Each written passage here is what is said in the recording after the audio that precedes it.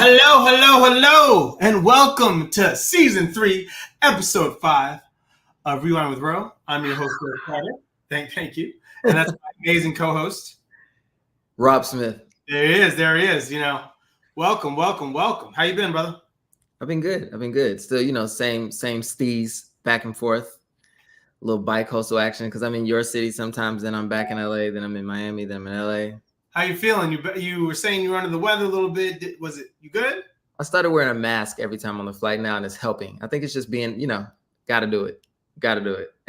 And I'm the one crazy looking person with the mask on. I don't care though, because I'm not. I don't listen. As long as I can go to sleep at night, you can judge me all you want, people. I don't care. Exactly. I'm functioning. I'm a fully functioning human being. I'm not sick. Leave me alone. That part. How about you? How's your week been? We are officially unpacked and I'm settled in, so it's good. Shout out to the movers again. I mean, when I tell you these guys did everything in 24, 48 hours, it's crazy. It's insane. Especially coming from Boston when it was snowing last week. So it has been a trip, and now I'm just adjusting to the heat.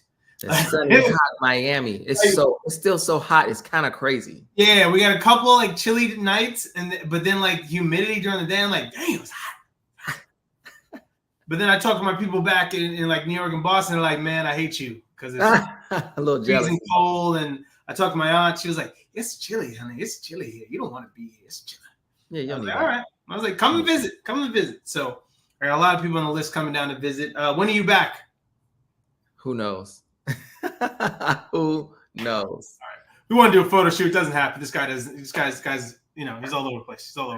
I'm just gonna bring him a crispy blue suit next time. Please? I got you. Anyway, we have one movie tonight. One movie only, ladies and gentlemen. So maybe short and sweet, but I don't know. I mean, that guy looks like he's got lots to get off his chest about the movie. We'll see. Today we were going to do The Kitchen. It was on Netflix, came out last week on Friday, on the 19th. This is Daniel Kaluuya's first directorial debut. This is big. I mean, you've seen him in tons of movies. Now he's finally going out there and directing. He was in Judas, Black Messiah, Get Out, Nope, Black Panther, Queen and Slim. So he's made a name for himself in movies. Now he's standing behind the camera. So we get to see through his lens what's the future of London gonna look like, right? So anyway, I was excited to see this movie. He's not in the movie, so I was hoping he was going to be one of those directors that, hey, I might get one or two scenes. So the whole movie, I'm looking like, is he ever going to come on the screen? And I was like, oh, he's just directing. That's it. So it was very interesting to see him in that kind of new wave and lens.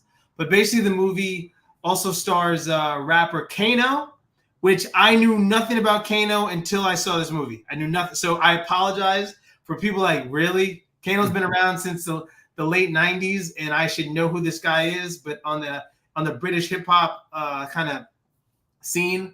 But he's a big British rapper, old school, in London, and he killed it in this movie. At least I thought. See what Rob thinks.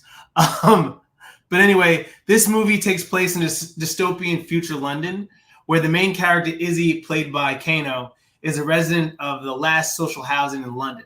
And so I basically compare this to The Projects. It's the last project where everybody comes together and they trying to get rid of this project so we can just live in this dystopian land of just people in the riches and just making money and technology and everything like that, and just forget about the little people. So I kind of like that story.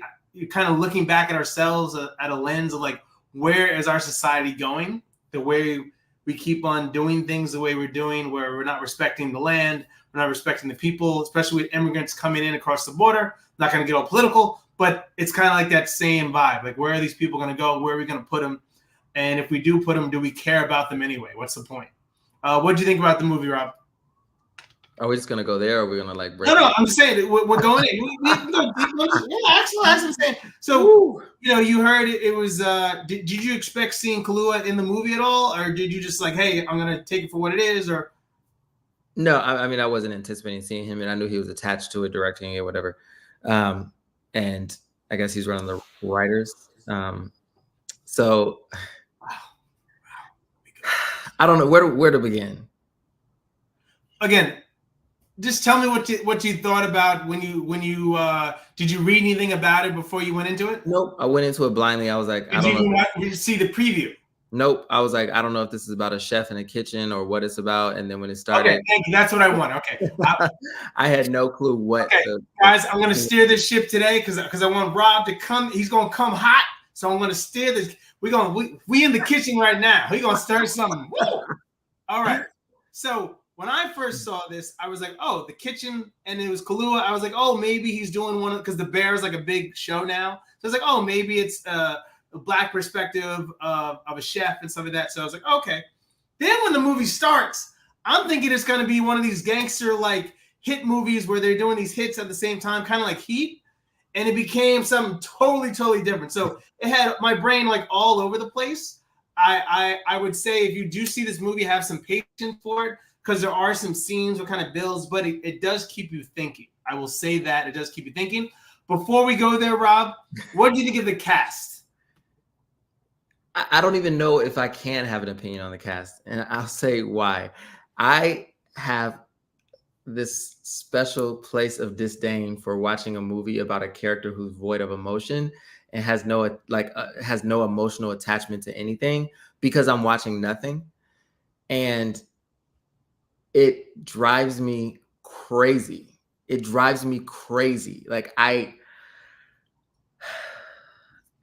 Breathe, Rob. Breathe. I had a very unpopular opinion about a movie like years ago, which this reminded me of that, which was Manchester by the Sea. Like when you have this character who's like living in this world of tragedy and destruction, and they have no emotional capability to digest the experience of life that they're living through, nor do they have the ability to be emotionally connected to anybody else in the world that they're traversing.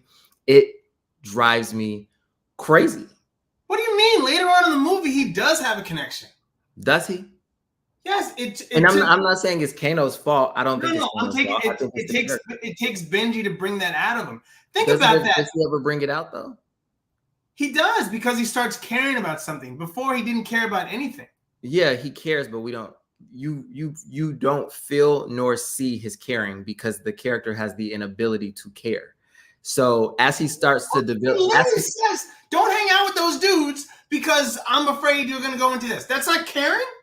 Yeah, it was more like I'm giving you advice. It was honestly, it just felt very detached from any kind of emotional experience. And I get it. It was because he's this person who is living in the slums.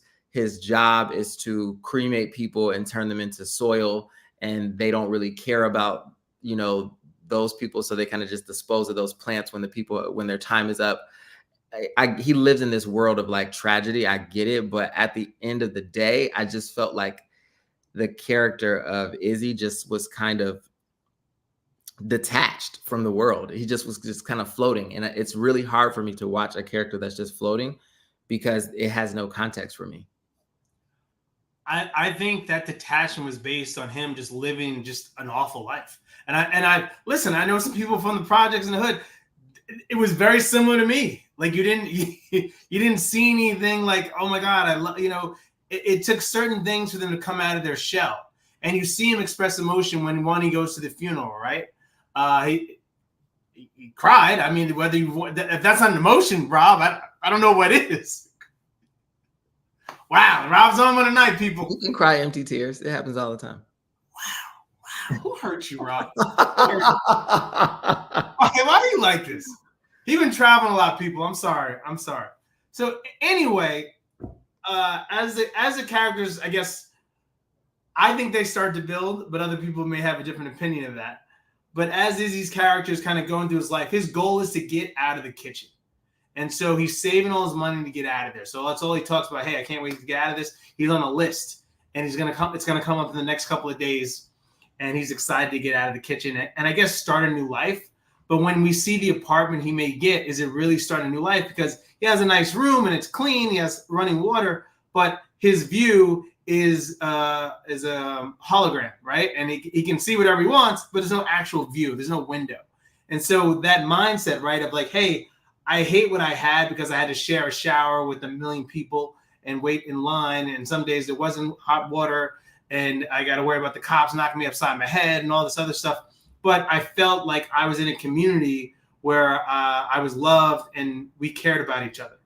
And so when you see that, you start thinking about, wow, where are we as a people today, right? Like you always hear people bashing the homeless, right? Bashing the people on the streets, the immigrants that are coming over here, and just like, hey, where are we going? Whether it be from Ukraine or Mexico, wherever you're from, it's like, no, do it right, do it the right way. Well, where are we going to put them? We don't want them in our town. We don't want them here. And you kind of see that in it's a future dystopian London. I'm like, this is America right now. So it was very interesting to kind of see that perspective. Also, the gangster part, played by Hope Ipoku. I'm going to say Ipoku Jr. He was one of the gang leaders, and he runs the hustles in London. And then they get knocked upside of the head, and they decide, hey, we're going to rob, we're going to piss off because they keep on beating us up. We're going to get them back. And that kind of leads to a big eruption later in the film. And so you start thinking about, hey, what's community to you? What is family? What does it mean to live? You know, am I living just to survive, or I'm living because there's something at stake, or I want to gain something at the end of that? I'm so glad that you were able to pull all of this deep context out of this movie. Hey, maybe I need to watch it again and smoke some weed. Rob, I watched this movie 5 times. Rob. You said what? I watched this movie 5 times. Because I fall asleep when I watch it late nights. So I watch it again. But I love that because I see the breaks. And again, it does. It starts off slow. Don't get me wrong. You're going in there thinking it's going to be a fast pace. Like, oh, there's going to be 2 sides to this, right? It's going to be a gangster movie along with him trying to get out of here, and this is how we get out. And it's not that at all.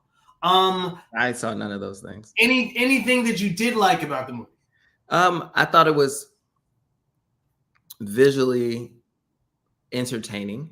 I really did like visually the story that they were telling with the kitchen and then everything else surrounding it, and the experience that the inhabitants of the kitchen were existing in. So it was visually, it was entertaining. I think directing, he did a phenomenal job. I think it was done well. And again, I don't blame the actors at all for the experience I had. I think the actors did a great job with what they were giving.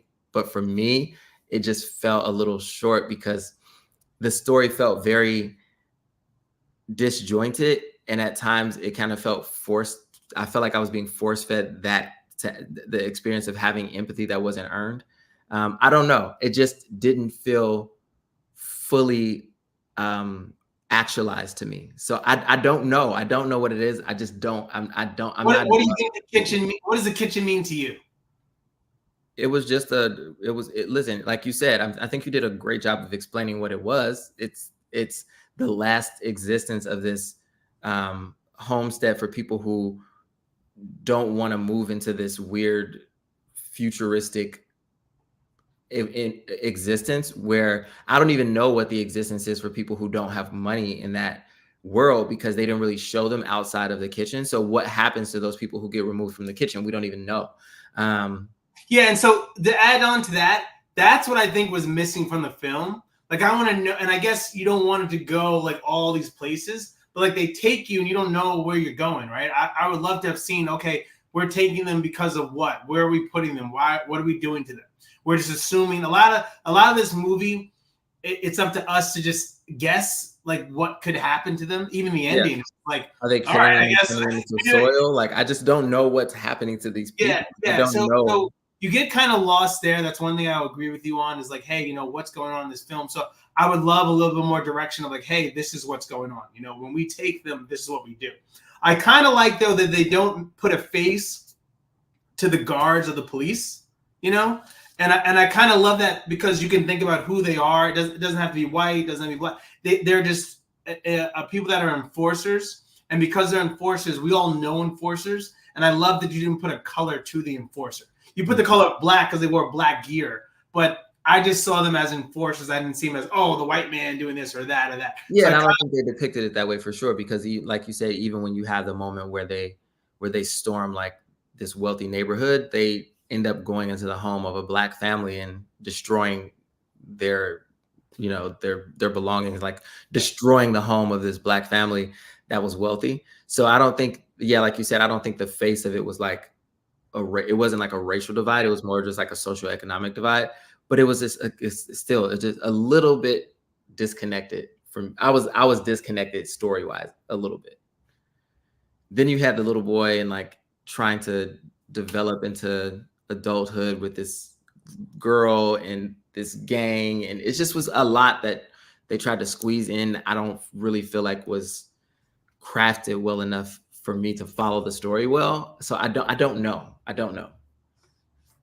Well, I will say once again, another movie, 2 weeks in a row, the club scene, the music was on point.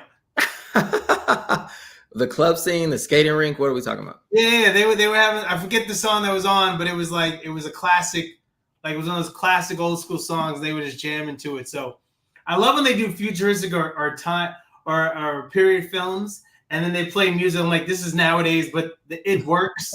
Yes. So like, is it the future? Is the past? Like, what's going on? But I kind of love that, which I kind of believe the characters a little bit more because I saw them having fun and enjoying themselves. And so, to follow what you're saying earlier, sometimes characters, they have these layers, right? And I think Kano's character does have a lot of layers, so you needed him to come out of his shell. And so him going to his friend's house and his daughter's friend sitting on his lap, and then him crying at the funeral, you saw emotions, even though they were really tight-lipped emotions. You saw him be real, and I couldn't imagine a man of that character where I'm selling people's plots of land to become their bodies to become a plant, right? There's a whole hustle in that, right? So your brain is never, I can never, it's kind of like a doctor, right? You have to remove the bedside manner sucks because this is what I do all day. I deal with people dying constantly. So I kind of have to take away that kind of that energy or self-awareness. And I don't think you know enough doctors. That's what I'm going to say here. I don't think you know enough doctors. I'm a cousin doctor. I met doctors that some of them really do suck as human beings because they don't have feelings and emotions because it has to be taken from them, because they keep on dealing with patients just of all these different levels. And so they tell you like, listen, don't get attached or you'll break. And I think that's the same thing here. For him to do his sales job, he has to be detached from like any emotions. Like, hey, even when he's talking to Benji after his mom dies, he's like, Benji,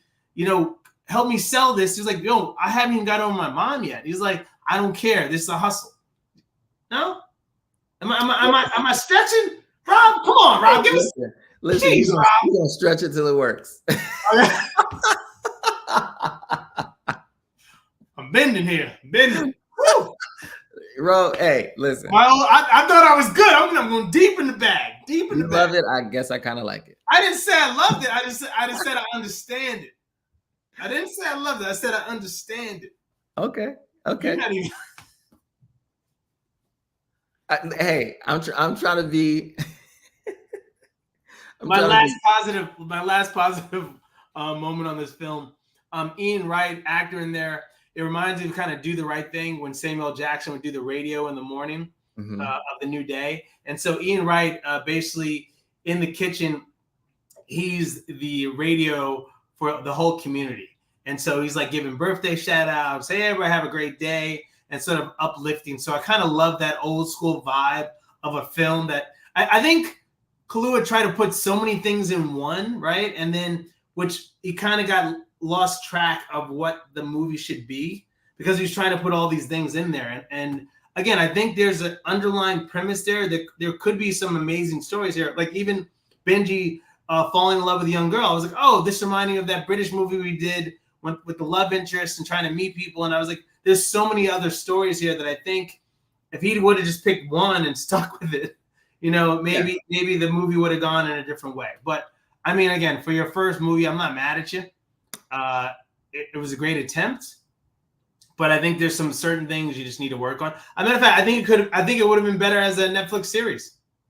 That could have. Hey, I think if we would have explored this as a series, maybe it would have worked a little bit better. Rob would have had 3 to 4 weeks to kind of stomach it and then be like, maybe it's all right. If it was a limited series, and like you said, I think part of it was there was just so many components of it to me that felt unanswered. Like, what is happening to these people who are being snatched away? Where, like, what are they going to do with this plot of land when they're gone? Like, we don't know anything that's going on. We just know that Izzy is a sad person who walks the earth void of emotion. Like, that's all we know. And he's also like lying to this kid for the first 3/4 of the film, because he actually knows the status of their relationship, but just lies to him the whole time. So for me, it just felt very strange. It felt very strange. But have you been to the hood, Rob? Have you been to the hood? Brother's been lying since 76. Come on, Rob. Listen, like it was a lot. It was a lot.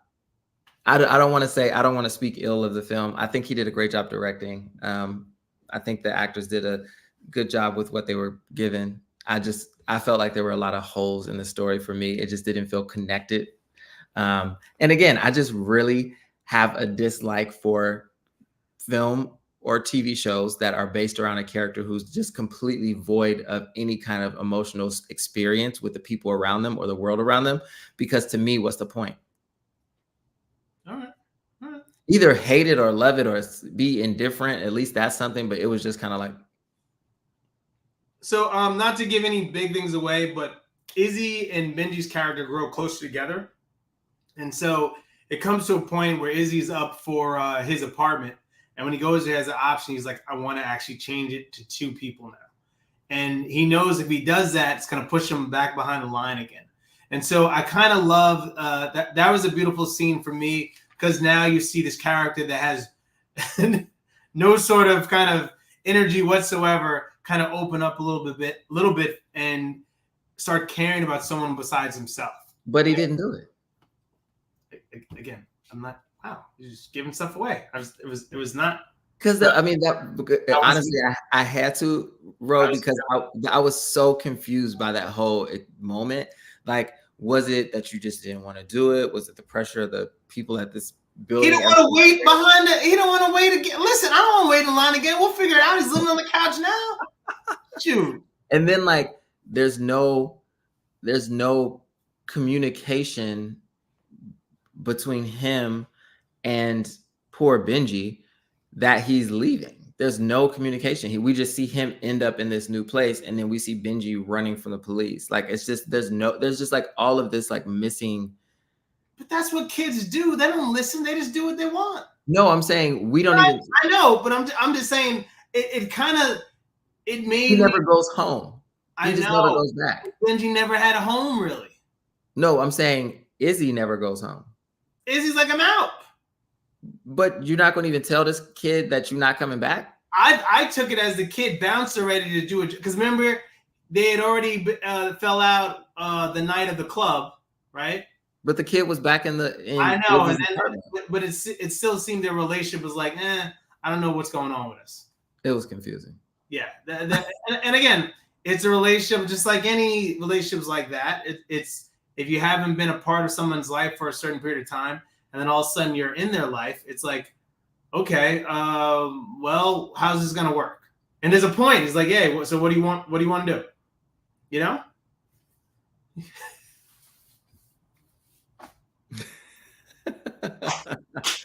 I don't know. All right.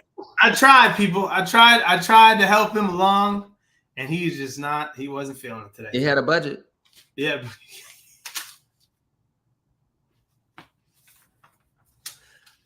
That budget weighs on the CGI.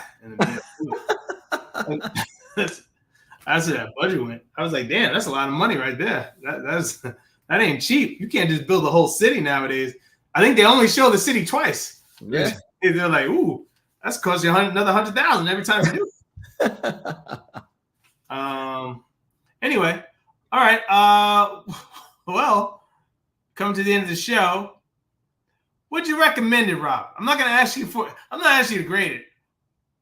Would you recommend it? Feel free to watch it. Wow. Okay. Yeah, I would recommend it because